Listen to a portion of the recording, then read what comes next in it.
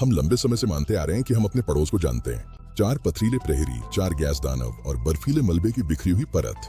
लेकिन Kuiper belt के शांत बर्फीले इलाकों में, जहां सूरज की गर्मी सैकड़ों खगोलीय इकाइयां दूर है, वहां गणित अब मेल नहीं खाता। ध्यान से देखें इन चरम ट्रांस नेपच्यूनियन वस्तुओं या ईटीएनओस को। ये ऐसे चलते हैं जैसे इन्हें कोई हाँक रहा हो। इनकी कक्षाएं बितरती नहीं है। ये भौतिक रूप से सीमित है, एक विशाल अदृश्य चरवाहे से बंधे हुए हैं।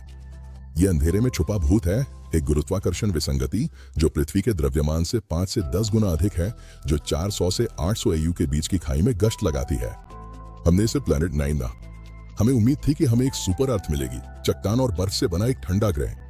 लेकिन जितना अधिक हम खोजते हैं उतना ही हमें कुछ नहीं मिलता। सालों से दुनिया की सबसे शक्तिशाली दूरबीनों ने अनुमानित कक्षीय पथ को छान मारा है। अगर प्लैनेट 9 एक सामान्य ग्रह होता तो वो बहुत ही कम मात्रा में प्रकाश परावर्तित करता, उससे हल्की सी ऊष्मा निकलती। फिर भी गहरे अंतरिक्ष की खोजें लगातार खाली रहती है। हम एक परेशान कर देने वाले खगोलीय विरोधाभास का सामना कर रहे हैं। उसका गुरुत्वाकर्षण नकारा नहीं जा सकता। उसकी मौजूदगी बाहरी किनारे की हर बर्फीली चट्टान की कक्षा में महसूस होती है। फिर भी उसका कोई सत्ता नहीं है, वो कोई सूर्य का प्रकाश परावर्तित नहीं करता। ये हमारी तकनीक की असफलता नहीं है, बल्कि शायद हमारी कल्पना की असफलता है। क्या होगा अगर हमने ग्रह इसलिए नहीं खोजा जो कि हम ऐसी चीज ढूंढ रहे हैं जो असल में ग्रह है ही नहीं। साल 2019 में एक क्रांतिकारी परिकल्पना सामने आई। क्या होगा अगर कुइपर बेल्ट का मार्गदर्शक एक आदिम ब्लैक होल हो? ये वो तारा द्रव्यमान विशालकाय नहीं है जो किसी ढहते तारे से जन्मा हो। ये कुछ और भी ज्यादा प्राचीन है। अगर हम प्लैनेट 9 के अनुमानित द्रव्यमान को लें, मान लीजिए पृथ्वी के द्रव्यमान से 5 गुना, और उसे एक एकलता में संकुचित कर दें, तो परिणाम डरावना रूप से छोटा होता है।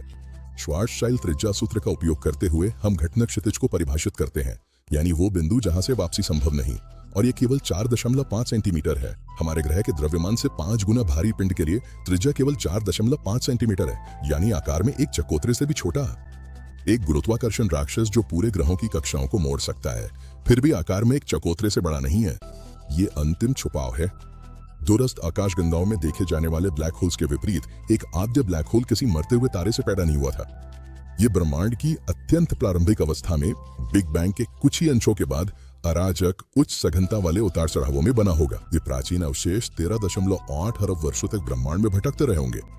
ऐसा कोई भटकता हुआ अवशेष जो हमारे सौर मंडल की प्रारंभिक अवस्था से होकर गुजरा हो, सूर्य के गुरुत्वाकर्षण में फंस गया होगा और समय की शुरुआत का एक अवशेष बनकर हमारे ही आंगन में छुपा हुआ स्थायी और अकेली निगरानी में बैठा होगा। अगर ये एक ब्लैक होल है तो हम इसे कैसे साबित करें? हम उस वस्तु को देख नहीं सकते, लेकिन शायद हम उसकी सांस देख सकते हैं। माना जाता है कि आद्य ब्लैक होल्स के चारों ओर डार्क मैटर का एक प्रभाव मंडल होता है।